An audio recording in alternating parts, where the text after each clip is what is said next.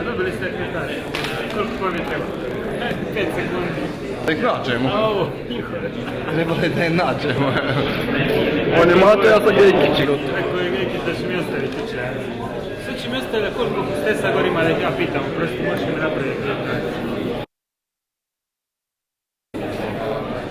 Gejkić je vidio da nema nijedan muški i onda je on to zanemao. Gejkić je ti smerao što je tražila mail. Šta će njoj moj mail?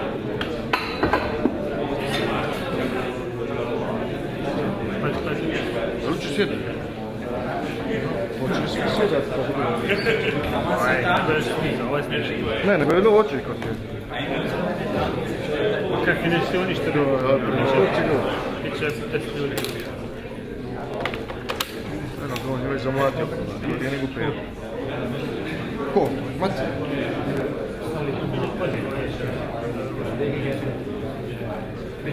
Koga budu vjetar. Glavom. Daj malo, čušnji u srcu.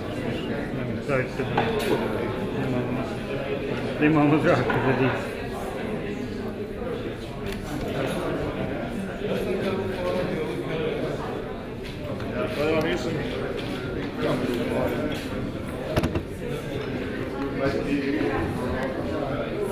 Da ću ovo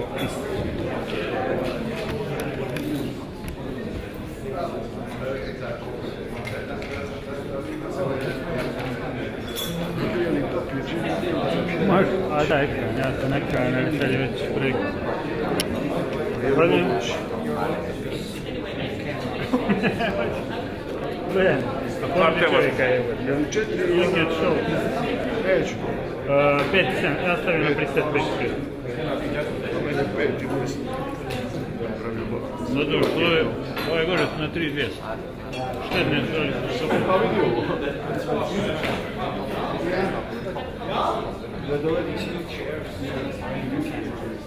So you can sit wherever you want to just like some very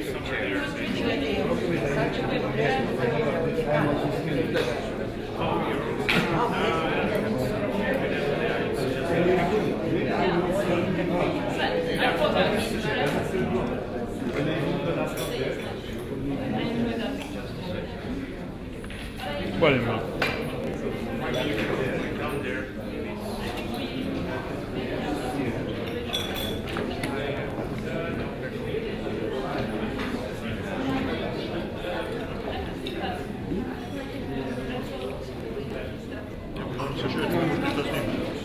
Trebam snimiti ovo.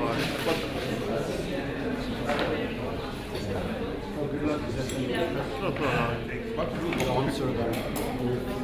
Imaš šta da snimi, gore ti je gonko i izberu snimi. Što je samo izjava, gore cijene snimili netom kada je bilo za tjedan. Kada je bilo otvarano. Sad tražio za Euroraz. To ćemo reći. Može pisati. Može poslati to gore. To gore je že je bilo glasanje, a ovo je sad samo izjava.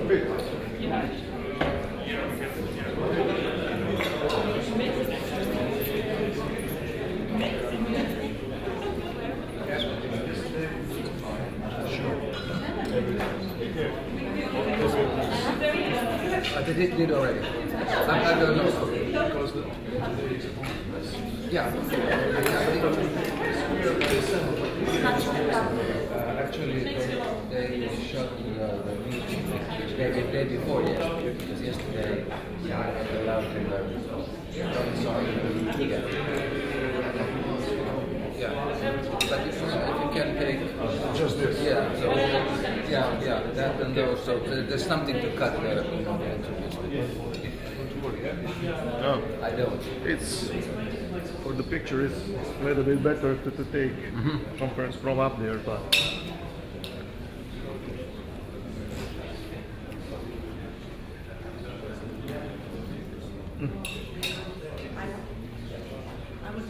mi streamamo. Kaki? Sve sam ti danas omogućio. Glupo mi je snimiti ovo jer... Možem to dole. Dole ti je lupo. Ovo će učiniti presice, što početi. Oni su imali, do 10 manje 20 godina pričaju. Aha. Smo napravili i prošli. Mate, vodi se. Zašto ti ste meradu? Manje. Neću više nijednoga lukati. Ja sam lijeput, sad nisam uvećao. Še? Samo mi gurni lijevo iz ovoga. Ušao.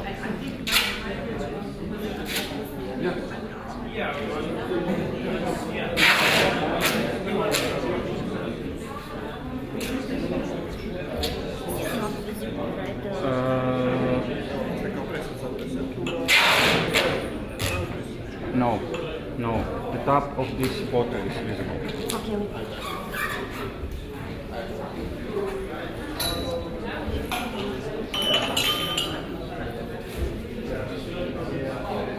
Mala dolazi na radu kod Zenića. Ivana, da je zvuk. Ja.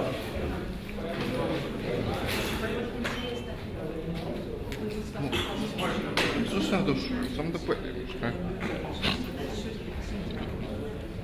4,5. Ovo ti napraviš na preko. Stavi na 5. Ja mislim da za ovu kameru preveliko.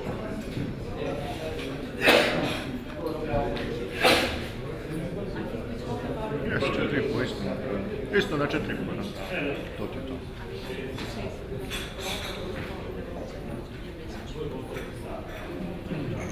Nastavio ga zaboravit ću. Jučer je sve bilo složeno pod konac, ono, daj danas rasta. Kad je ovo počeo? Što? Okrenuti? Ej, Ne. Predi. snimiš. Valamar tu tresi. A? A što pa to je sve snimljeno, ne? Ko je? Vidno što snimljeno. Pero snimio sve sa svih Ko je strana. Pero snimljeno? Sa svih strana. Je, super. Pero izvone. Gledam, ali doleti. Doleti. Prosti malo se kazu.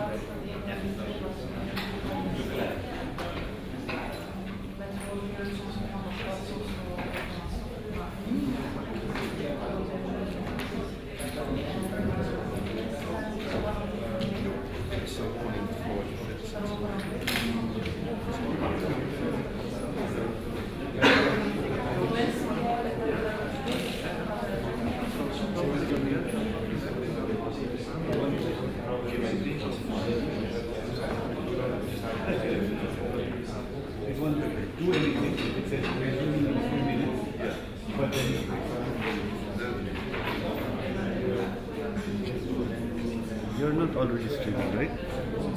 No, the stream is going on. It's going on? You started? I'm just turning on the camera and the guys there are streaming.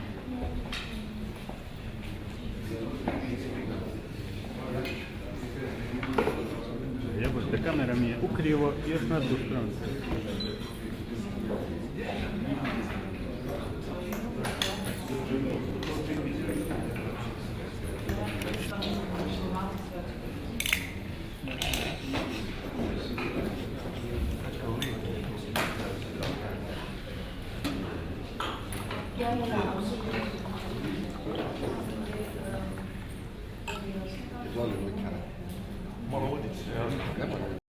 No, no, rappresentato. Non trovo più il buco.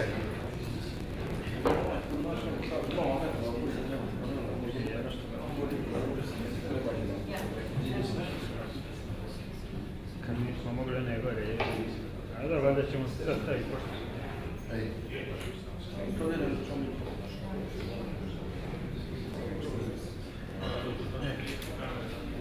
Kako je? Prva dva? A ne možeš to vidjeti. A da li dvije stvarno treba? Ugajni doma. Praznik termine, tako? Kaže, navijači će bojkotirati. Će bojkotirati kad su prazni termine. Ja dam malo. Danas se odlučuju čas malo.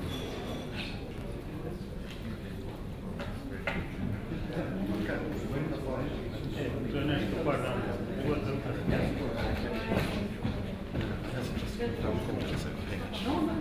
Ma ja hoćem snimati.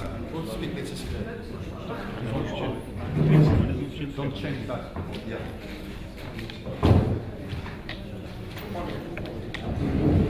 Yes, yes, right.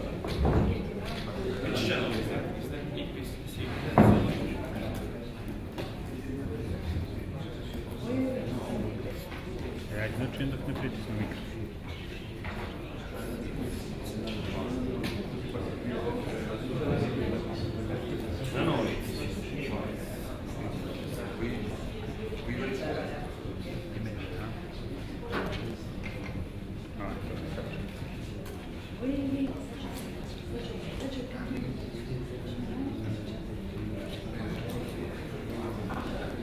So good morning, ladies and gentlemen. Thank you very much for coming here this morning.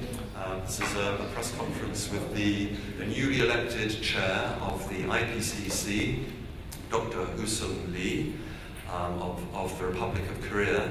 Dr. Lee will read out a short opening statement, and then we'll be very pleased to take your questions. So over to you, Hussein.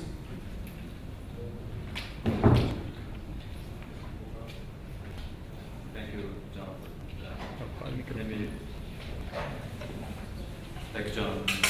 Let me also welcome everyone who is joining today's press conference. This has been a hard-fought race. And the first thing I want to do is praise the colleagues who also participated. They are scientists for whom I have the highest regard.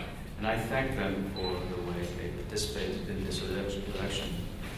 I also want to thank our Korean government for nominating me for this important task.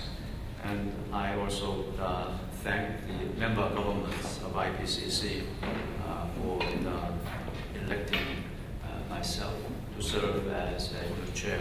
And I will rely upon their full support for the next cycle of IPCC. Communications is a very critical component of IPCC's work, and it is something that I'm committed to further improving. It is also why I'm so grateful to be able to speak with you today. Your coverage of the IPCC work is essential to helping the world understand not only the dangers of climate change, but the opportunities we have for preventing it and adapting to it. I look forward to getting to know many of you during my term as a IPCC chair. I promise to do my best to be candid and helpful. I'm deeply grateful and honored to have been elected to chair the IPCC. IPCC is now 27 years old and has accomplished much over this period. It has helped increase knowledge about climate science, but there's still much more to be understood. We know with 95% confidence that human activity is causing climate change. We know that to avoid severe, pervasive, and irreversible consequences that will come, will need to act now. We know that the time is not on our side. The good news is that we know that we can prevent such an outcome and build a more resilient and prosperous world by taking a fresh approach to our energy needs. But there's much more to do. Let me be somewhat more specific. One of my priorities in the next cycle of IPCC will be to enhance the participation of developing country experts. We need this expertise to fill in our knowledge gaps about the climate's impacts across the whole planet. And this knowledge will help countries determine that which adaptation and mitigation measures they will need to take. IPCC has done a great deal already to recruit more developing country experts, but we can't stop. Now we can do better. How will we do this? You may have a question on this. We can identify and network with local centers of excellence in areas of climate science, adaptation, and mitigation. We can do the same with issues related to economic development, poverty, and reduction. The IPCC can also engage the business and finance sectors. Governments cannot solve the problem of climate change alone. We need the best and brightest from the private sector to become increasingly involved to interpret our findings and act upon them. One of the important innovations of the recently completed fifth assessment report was to define the concept of the carbon budget, as you are well aware. This is an idea that helps policymakers and business leaders understand the implications of our current way of life and the limitations that it imposes if we are to avoid dangerous climate change. As an economist dealing with the energy and climate issues, I'm particularly interested in climate change as it relates to job creation, health, innovation and technology development, energy access, and poverty alleviation. With the fifth assessment report, IPCC took a major step in this direction. As a new chair of IPCC, I intend to increase attention on these issues. The hard science of climate change will remain the core foundation of the IPCC work. As much as we already know, there is always room to know more, to better understand how this complex and complicated thing we call the climate system works and sustains us. In short, I want to support what has worked, keep what is needed, and change what needs improvement across the IPCC.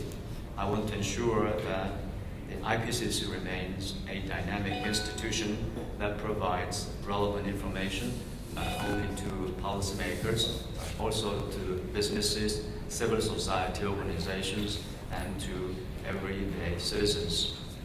With that, I welcome your questions. Thank you very much. Thank you very much, Hussein. So now we'll take questions, both from media present in the room and also media following this press conference via the webcast. And you can, if you're following this through the webcast, please email your questions to ipcc-media@wmo.int. I think you can see that on the screen behind us. ipcc-media@wmo.int, giving us your question and also specifying the media you represent. So are there any questions from journalists in the room?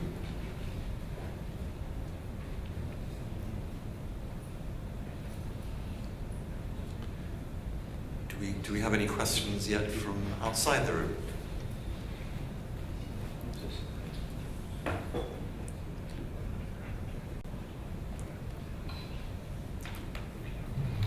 We'll wait a few minutes, but maybe I can start with a question. What would be the first thing you would hope to do as chairman of the IPCC? I think that, as I mentioned very briefly in my opening statement, that the first thing IPCC need to do is to increase the participation of experts from developed countries.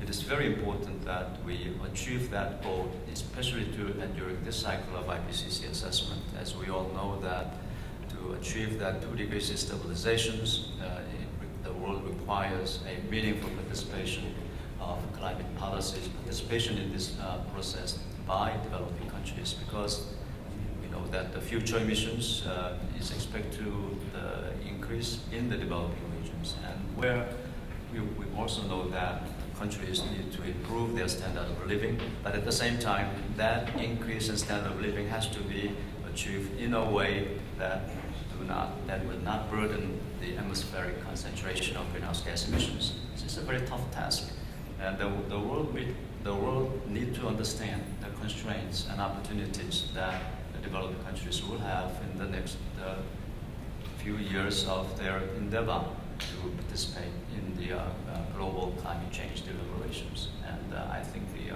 the first step that IPCC must take in the next assessment is to increase meaningful participation of developing regions if we are serious about achieving this 2 degrees C stabilization. Thank you. Any questions in the room? Any questions by emails? Well, can I follow up on that last one then? The IPCC has often talked about raising the participation of developing countries in the past. How do you think we can achieve that now? You're right. Ever since the first assessment, IPCC has been very keen on improving the developing country participation. We have adopted various measures, and let me say that based upon my experience serving the IPCC for 23 years, most of the measures, should I say, humbly, that the ad hoc measures, and what we need from now is to install a systematic way of improving the developing country participation. We must recognize that there are a number of local centers of excellence in the analysis of climate change issues around the world, including the developing countries. If we can make the IPCC process, especially in the scoping stage of our assessment process, much more bottom-up, then we should be able to identify scholars and experts in the developing regions, and at the same time we should be able to incorporate much more in-depth, embedded deep local knowledge into our assessment process. I think the key is it's not a technical matter, but key is a structural matter. That is that we need to give some thought about rearranging or restructuring our way of addressing the scoping process. I wish that that process be more bottom-up and be more inclusive. I am very much looking forward to work with a new bureau about restructuring the process of scoping process. The more we invest in the scoping process based upon this region-driven scoping process, based upon this bottom-up process, we will benefit from that newly structured scoping process. Will be much better than the, should I say, the business-as-usual way of addressing our assessment process. Thanks, Susan. Any questions? Okay. Well, there was a discussion yesterday on social media about how transparent the IPCC is, and some criticism of the IPCC. Would you like to comment on that? I'm aware of that, and I believe that the bureau members and many scientists in the IPCC are also very much aware of that. And we will continue to improve the transparency of our process, and also the objectivity of our process and objectivity of our outputs.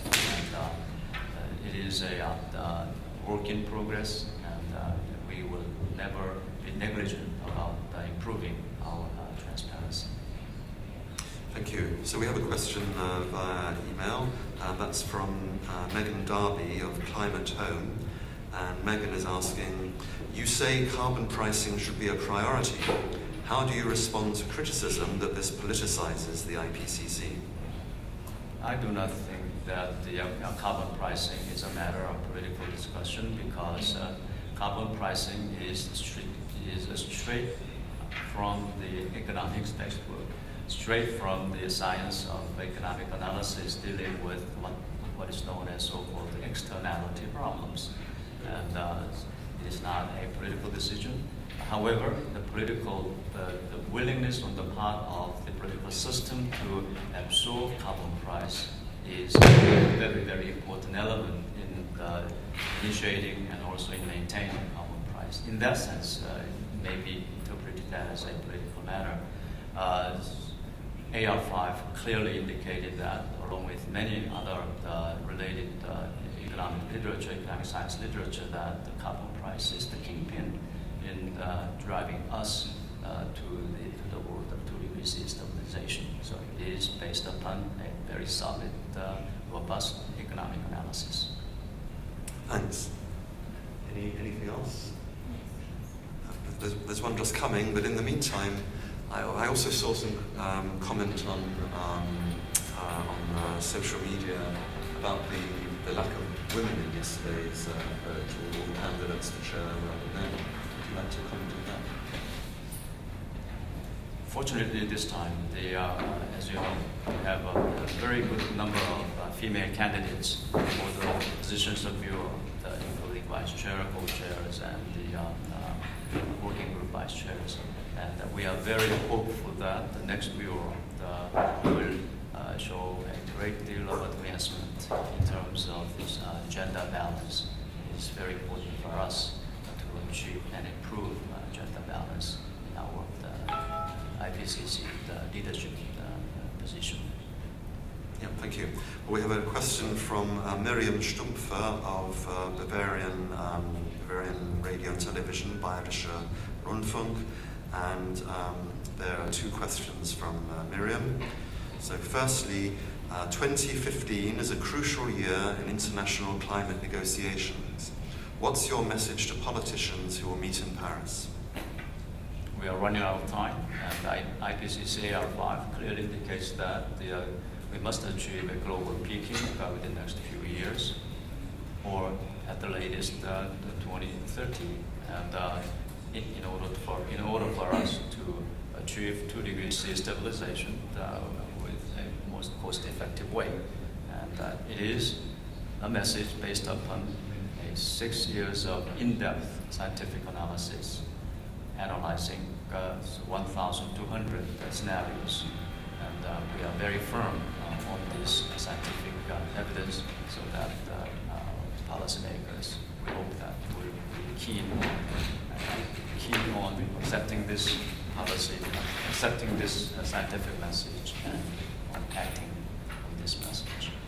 Thank you, Usung, and effectively a follow-up question to that from Miriam. Do you think that the messages of the IPCC have an effect on policies? I think it is work in progress, and we see that it may not be one has to be very reasonable in comparing the inputs and output. I believe in the gradual improvement is much better than a somewhat I call a structural changes in the process of implementation. I'm optimistic that scientific messages is being conveyed to policymakers in a very, very efficient and effective way. Thank you. So we have another question now from Megan Darby of Climate Home. Can you expand on the plans in your manifesto to get more inputs from the business and finance sectors? How do you think that would help with IPCC reports? I think this is also the part of my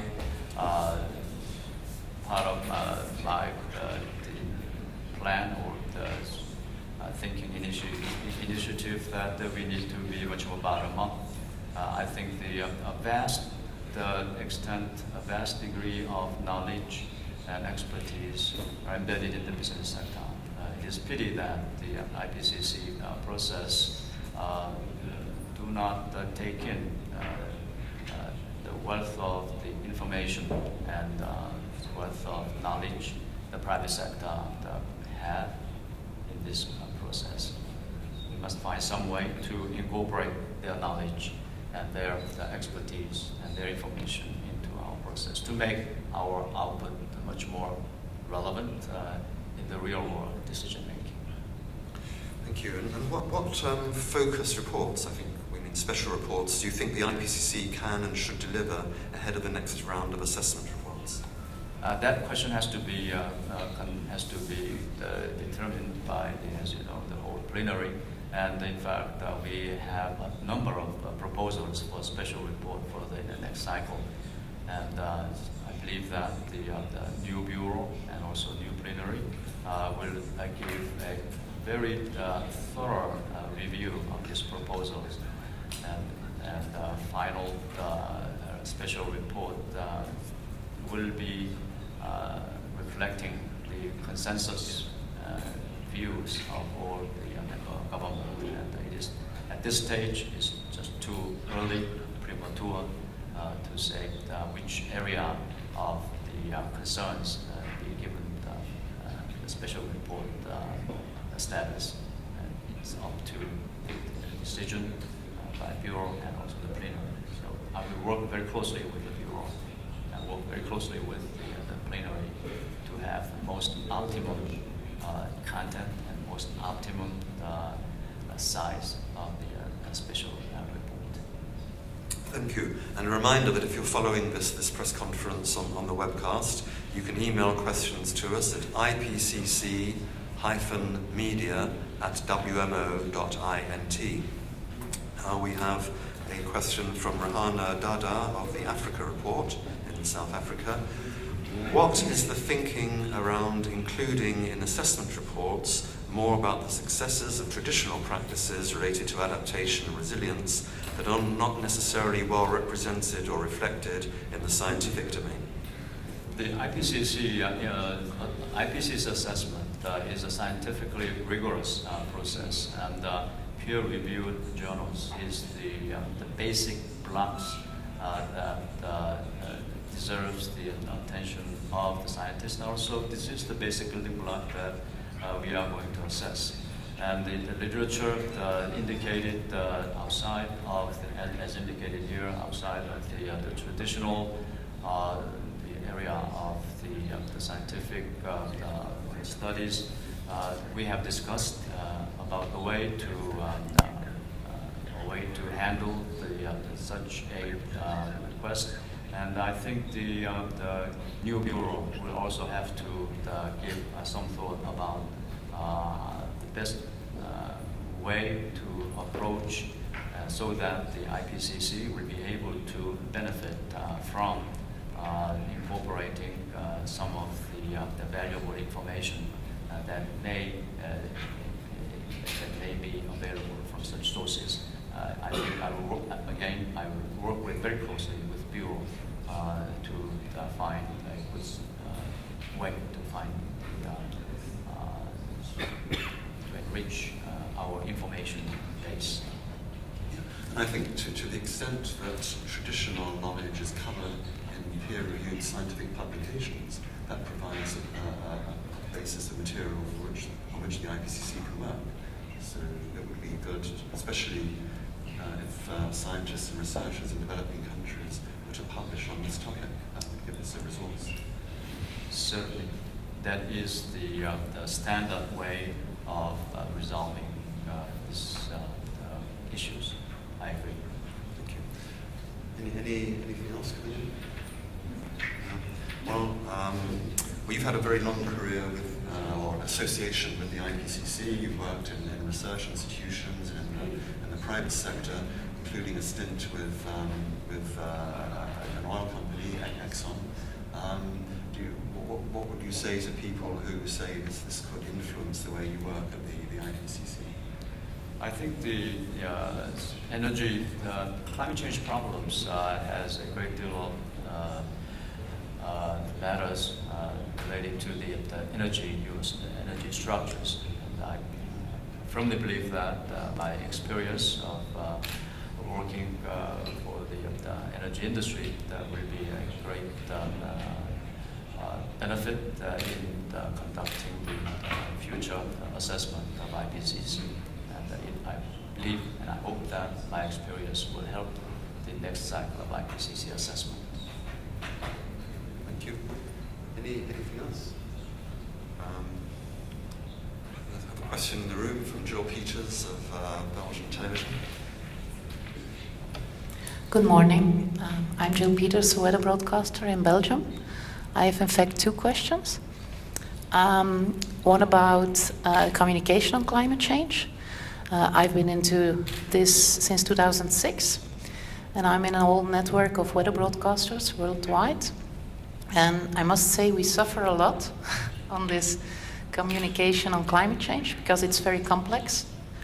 And all these reports of the IPCC, which are very interesting, aren't that easy to understand all of the time. So we do need some backup, we do need some support, because as soon as there's news about weather or climate, people and media first come to the weather broadcast people, and then they might go to some client scientists, as you are. So my question to you is, will there be a kind of new strategy, new wind to help communicators in this complex issue? During the last assessment cycle, the fifth assessment cycle, the IPCC has improved its communication activity greatly. For the first time in the IPCC history, we established a communications office, in fact. And using the communication office, IPCC has been very active in outreach activities right from the release of the special report. And almost as you know, the three assessment report and the synthesis report received a great deal of attention around the world through this venue of outreach activities. We will continue to increase and will continue to intensify these outreach activities so that the IPCC output, IPCC messages will get communicated to the wide audiences around the world. And just no way that IPCC can convey this important message to the audience around the world other than this more intensified outreach activities. We will continue and improve our outreach activities. Okay, so then I hope you might visit one of those meetings with weather broadcast people. In fact, it's maybe because of my limited knowledge on climate change, but I think I heard you say about the oil peaking in 2030 earlier on. Not the oil, the emissions. The emissions, but Global emissions. if we have this peak moment in 2030, I thought that would be too late with this limited carbon budget. We have to stay below the 2 degrees. Is that a contradiction, or? Okay, I'm talking about the chapter 6 of the working group 3 reports, and it says that at the latest, we should our global emissions should not be above 50 gigaton per year, and at the latest 2030, and to achieve the 2 degrees C stabilization. And so we need to have at least a minus 3% emissions. In other words, 3% reductions emissions every year for the rest of the century, so that by the end of 2100, the net emissions would be 0. That's one of the emissions pathway for 2 degrees C stabilization implies. It's a tough task that the world will have to resolve. Thank you. And I think we have our last question now from Urmi Goswami of the Economic Times in Delhi. There's an effort as part of the Paris Agreement to have a mechanism to ratchet up ambition and for countries to voluntarily draw up long-term plans by 2050 for decarbonisation. How does the IPCC see its role in raising country ambition and drawing up long-term pathways for decarbonisation? I believe the evaluating the appropriateness of the aggregate of INDC is not really a part of IPCC's mandate. But again, because so much attention is given to the appropriateness of the INDCs relative to the 2 degrees C stabilization, I believe that the request for some role of IPCC in that process will come again and again. I believe that again, this is a matter that the future bureau will have a time to discuss. Okay, well that wasn't the last question, but this one is, and it's again from Rahana Dada of the Africa Report, and she asks, so what's the deadline for AR6, the 6th assessment report, and can we expect any surprises? We haven't yet discussed anything about the AR6 at this point. It is the new bureau, and it is the plenary's decision to have a very specific design and very specific timeline about the next cycle. So the question is quite early to answer this one. Okay, thank you very much, Hussein. Thank you very much, everybody, for coming today and for tuning in via the webcast. And I'm sure you'll be talking to Hussein a lot in the coming months and years. Thank you very much. Thank you.